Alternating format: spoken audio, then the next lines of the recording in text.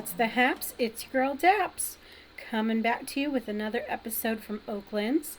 So last time we talked a little bit about some of my inspiration for how I got started with this base, and a little bit about this guy, my Froggy. That was my first animal build, but I didn't really show you how complicated he is. And I want to kind of highlight a lot of the different pieces here just to show you that each of these little pieces of him is a different schematic, a lot of spheres mostly, but all of these different little pieces are individual pieces that make him up.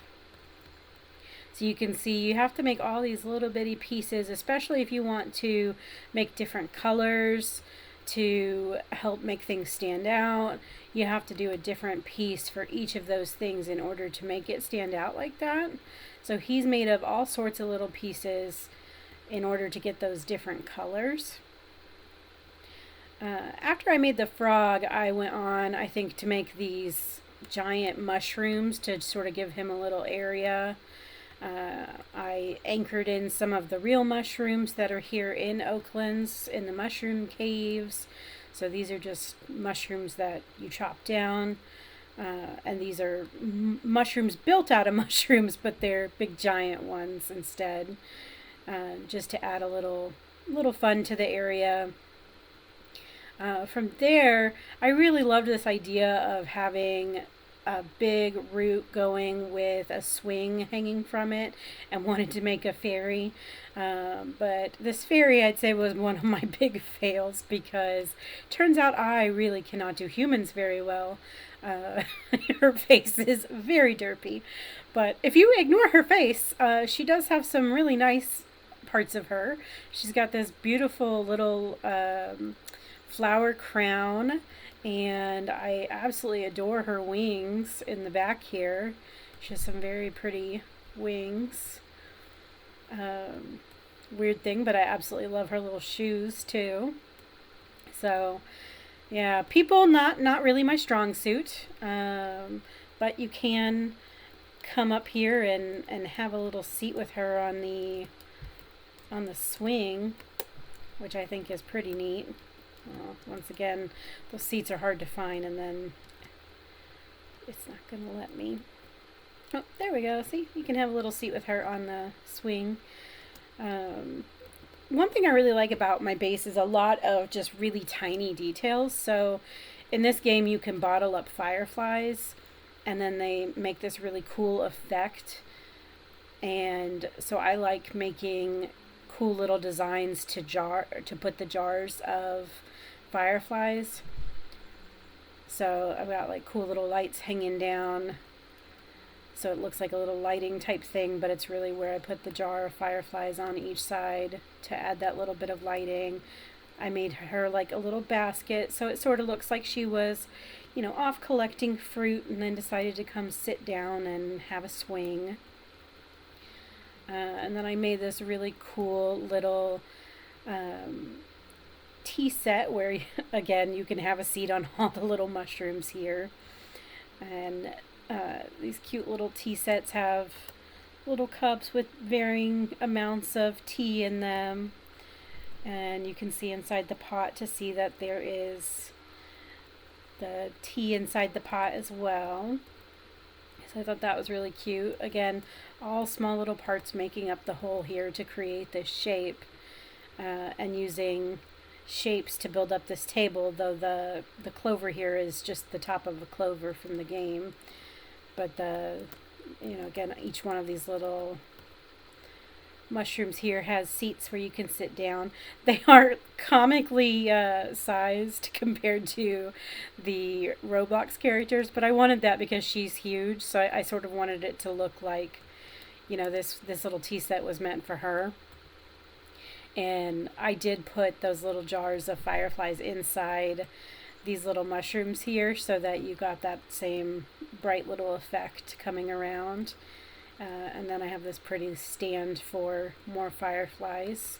I use this stand around the base a few times because I really like it.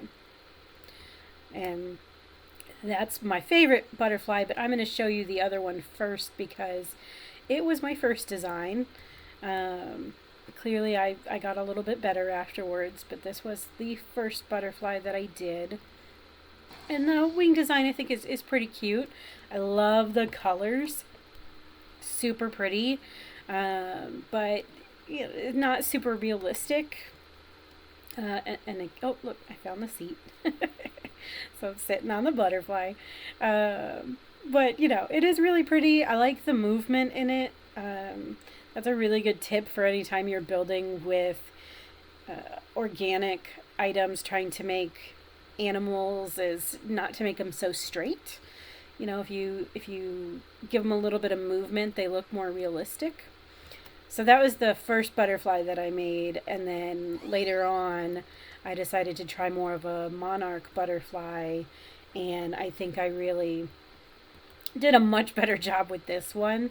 A lot more colors and more realistic looking, I think, with the colors that were used.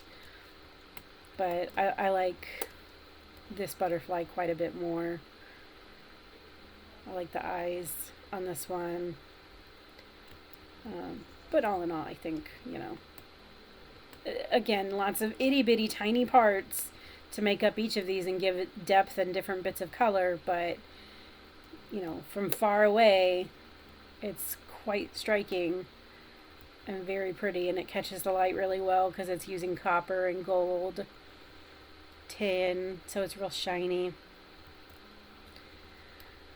Pretty proud of that one. Over here we've got my owl. So my favorite part of this is the feet. These feet just look so realistic to me. I think I did such a great job just getting those little talons to look the best. So super nice there.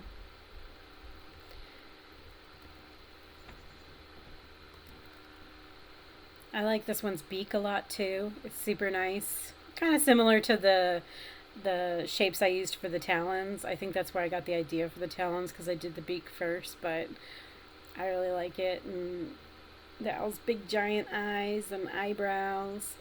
Used a lot of different fabrics here to try and give some texture to the wings and the feathers here on the back.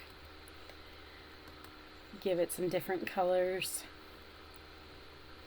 A lot of layering just to again be able to color it multiple colors to give that shading effect, but also just to, you know, really add those little bits of detail. It's one of those things where you just don't really know what you're doing as you're doing it, and you just keep trying to layer in more stuff and get it right, you know. Some more of my favorites here. We've got this mushroom on the wall. I wanted it to look like, you know, those really cool mushrooms that grow on the side of a tree. So that's what we've got here. And, you know, it's when you look really closely, it's kind of a little messed up with these random pieces of bits that were added on to try and make it look a little bit more roundy. But, you know, from far away, it's got a lot of personality, that mushroom. You know, it really looks organic and like it was just meant to be there. That's sometimes you got to take a step back and see how it fits in your build, because it really makes a big difference. Ooh, fell into my system there. But when you take a step back, you can really like get a good view on things and see how much better they look. Love my tiny mushrooms here. You know, again, just adding little bits of life where you can really makes it all come together. It makes a pretty big difference in just how fun and different and exciting it can all look together. I love all the grass I put down here to sort of just fill up this little space and make it look nice and lived in. But yeah, so that's sort of the first little bit here.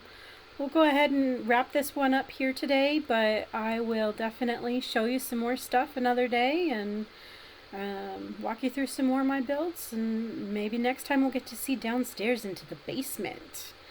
So thank you so much for watching, and we'll catch you next time.